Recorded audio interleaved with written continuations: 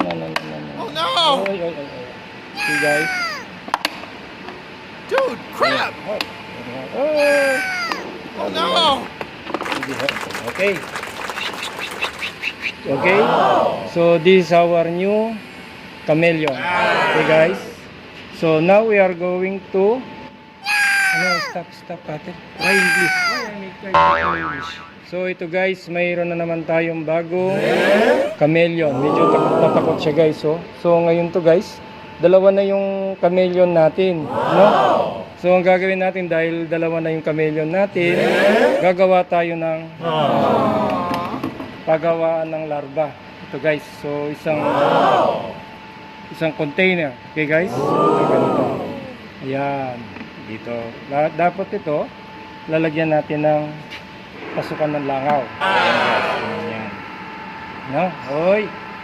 Tapos, pagkatapos niyan guys, lalagyan natin ng labasan ng larva. Dito yung labasan ng larva guys. Ano? So, ito ngayon yung magiging gagamitin natin para makaproduce tayo ng larva para pakain natin sa chameleon natin. Kasi guys, dalawa na yung chameleon natin. Ito guys, oy. Medyo takot pa siya guys. Kaninang umaga lang nakuha to guys. Bali, pangalawa na siya. Kaya kailangan gagawa tayo ng mga pagkain nila guys. No? Ayan. Close up. Okay? So, ito na ngayon yung gagawan natin to para sa kanila guys. So, okay, ganito ang lalabas niyan, ganyan. Pagka natapos to guys, papakita ko sa inyo. Okay? Maraming salamat. Ayan. Hello. Dude, crap! Oy, galit na galit siya. Okay, thank you for watching. Okay guys. Now we will return back.